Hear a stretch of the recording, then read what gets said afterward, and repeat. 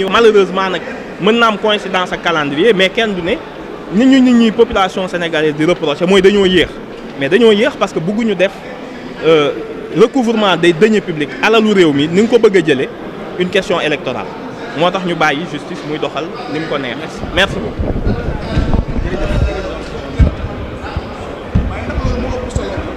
DPG dama naan déedéet est-ce que amul lu ci lalu nañu defeen njort parce que ñoom bu dee am nga seetlu pour premier ministre mën a ñëw am na juróom-ñetti fanu wàccaay juróom-ñetti fanu wàccaay nag soo ko booleeg juróomi fan yi day nekk fukki fan ak ñett te ñoom ci seen xalaat nee nañ bu amee fukki fan ak ñaar ñu tas assemblée loolu de dégg naa ñu wax ko waaye nañ yónni yàgg ñoom ñu ngi ci fo ñu ngi ci caaxaan li am solo ba am solo ma koy faral di wax ni am na réew fu muy toll nit ñi dañuy bàyyi demee sago te jiital intérêt réew mi keneen ku la wax leneen ci réew mi lu dul waxtaan mooy liy faj mbir yi waxu la caaxaan buñ demee ci lii itam fexe ba tas assemblée nationale bëgg naa ñu wax ma fu ñu jëlee budget ndax budget bii di daw mooy budget 2024 bi ba tey amul fenn fu ñu nattalee luy def élection wala ñu jalgati yoon comme ni mu jalgatee yoon bi ko assemblée woowee ñu jalgati yoon te su boobaa partenaires yor seen alal di ko def ci réew mi seen xel mën naa tey bañ war a mën a téye seen loxo li rafetoon te nite mooy naxante ba jàll budget ba def loi de finances rectificative bu leen neexee nag ñu tas dem wuti ko ndax jàpp naa ne fi réew mi toll Sénégal yi xam nañ ku ne ka doon naxee ka naxewul kon donc loolu daal mooy li am solo ñu ressaisir waat ànd ak dal ànd ak jàmm te xam ni réew mi jàmm rek fi am solo leneen lu fi waay di wax rek ay caaxaan la. C'est fini, il y a quelqu'un d'autre qui voudrait ñun.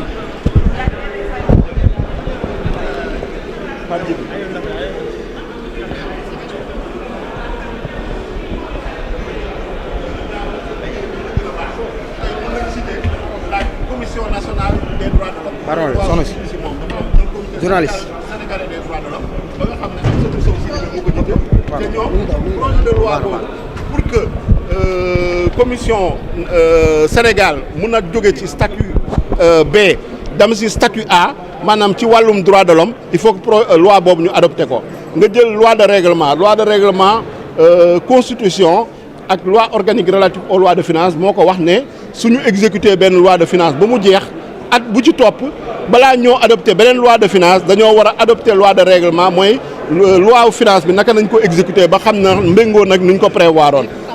donc convention union africaine bi tamit mooy loolu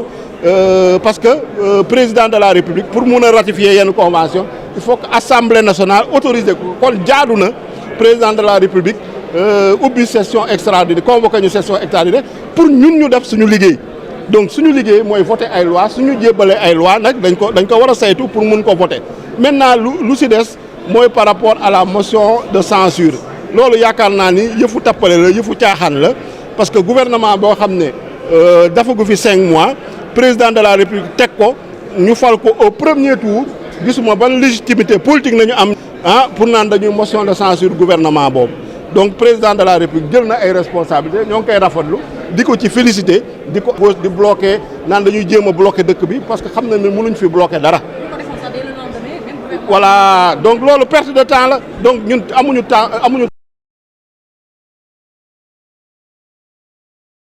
façon opposition bi dañ ko war a bàyyi ñu def une opposition boo xam ne dañuy indi ay idées indi ay alternatives indi contradiction indi ay arguments. xaar ci opposition mais xaar ñu ci opposition parce que ñoom seen biir sax d'accord ñu woon ci motion de censure parce que gis ngeen ko buñ ko annoncé ak bañ koy mettre en application. out buzz la daal mais yaakaaruñu ni lii mu yóbbuñu fenn. jërëjëf merci. Il est question de dissolution de l'Assemblée nationale. Premier ministre wax na ko est-ce que dissoudre l'Assemblée sans dem vote de budget est-ce que dina mën a nekk. waaw xam nga constitution bi moo jox prérogative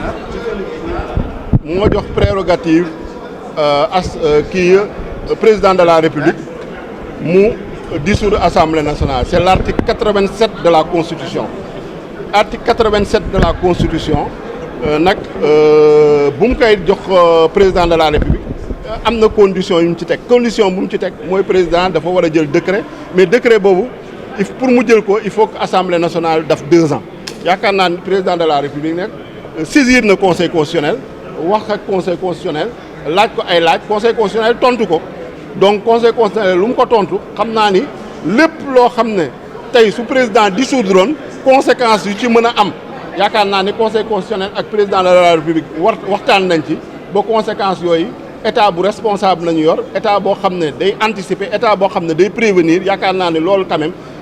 mën nañ def confiance au président de la république Bassirou Diomaye Faye sur question budgétaire yooyu naka la koy gérer incha allah. Voilà, honorable, vous nous permettez très rapidement un tout résumé en français. Une troisième session extraordinaire en un laps de temps. En tout cas, certaines langues de lui parlent un peu d'un simulacre pour éviter au moins à la motion de censure de pouvoir prospérer. Laquelle motion a été donc votée par le député de Benno Bokk Yakaar. Bon, on ne peut pas parler de quelque chose d'exceptionnel dans la mesure où l'année dernière, à la même date, on a tenu ici plusieurs sessions extraordinaires. On a modifié le code électoral, on a modifié la constitution, on a modifié le code pénal, on a modifié le code de procédure pénale. Donc plusieurs séances ont été tenues l'année dernière en session extraordinaire. Donc cette année, il est normal également, surtout pour un gouvernement qui ne s'est installé qu'il y a 5 mois, qu'on puisse avoir des sessions extraordinaires. C'est dans l'ordre normal des choses. Nous-mêmes, députés, avions convoqué une session extraordinaire à l'époque pour examiner le règlement intérieur de l'Assemblée nationale. Donc, ce qui est le plus important, c'est de voir qu'est-ce qui est dans l'ordre du jour. Et ce qui est dans l'ordre du jour est extrêmement important. Ce sont des projets de loi qui ont été adoptés en Conseil des ministres depuis le régime du président Macky Sall et qui attendent depuis lors d'être adoptés, d'être votés par l'Assemblée nationale. Et il y a des secteurs qui sont concernés par ces projets de loi, qui sont intéressés par ces projets de loi et en tout cas, pour qu'ils puissent fonctionner normalement, ont besoin que ces projets de loi soient adoptés. Donc c'est pourquoi aussi bien le projet de loi de règlement, le projet de loi portant création de la Commission nationale des droits de l'homme, le projet de loi autorisant le président de la République à ratifier une convention de l'Union africaine sur la coopération transfrontalière, quand vous lisez l'exposé des motifs, vous voyez que c'est des motifs très sérieux et c'est des engagements de l'État du Sénégal au niveau national et au niveau international. Maintenant, pour le reste, l'Assemblée nationale doit faire son travail. Son travail, c'est de voter des lois. Son travail, c'est de contrôler l'action du gouvernement et d'évaluer les politiques publiques. Quand le président de la République nous invite, on ne peut que se féliciter. Et ça permet aussi de siffler la fin de la récréation, parce qu'on n'est pas également dans une cour de récréation où chaque matin on se lève, on agite une motion de censure, on bloque ici, on renvoie le débat d'orientation budgétaire en violant notre propre règlement intérieur. Donc nous félicitons vraiment le président de la République pour cette action, en tout cas pour ce décret opportun qui permet de recadrer en tout cas l'Assemblée nationale et de le mettre au travail puisqu'on est payé pour voter des lois et en tout cas c'est normal que le président de la République ait pris ce décret-là et nous convoque en session extraordinaire. Maintenant le reste, effectivement sur le plan politique, nous pouvons dire que cette motion de censure n'a été impertinente, inopportune et insensée dans la mesure déjà où ceux qui l'agitaient n'avaient même pas la majorité, l'assentiment de la majorité de leur groupe. Donc il y avait des dissensions au sein de leur groupe. Donc c'était juste un coup d'éclat politicien pour faire du buzz, pour faire en tout cas du sensationnalisme médiatique. Mais il n'y avait rien de sérieux. Et quand vous lisez bien la Constitution, vous savez que, en tout cas, c'est le président de la République qui a la priorité pour fixer l'ordre du jour. Et le président, en tout cas, a pris ses responsabilités et ses prérogatives pour fixer un ordre du jour qui est conforme à ce que les Sénégalais attendent de l'Assemblée nationale. Merci.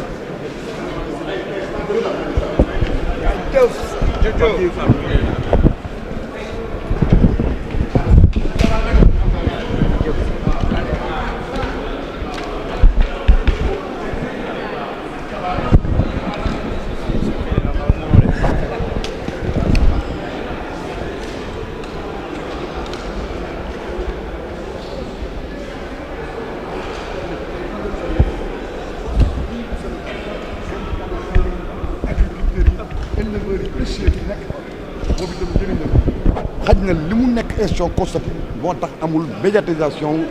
lay génn seen réflexion. nous avons ñun waa Benno Bokk Yaakaar xam naa Senghor mi nga xam ne ba muy defar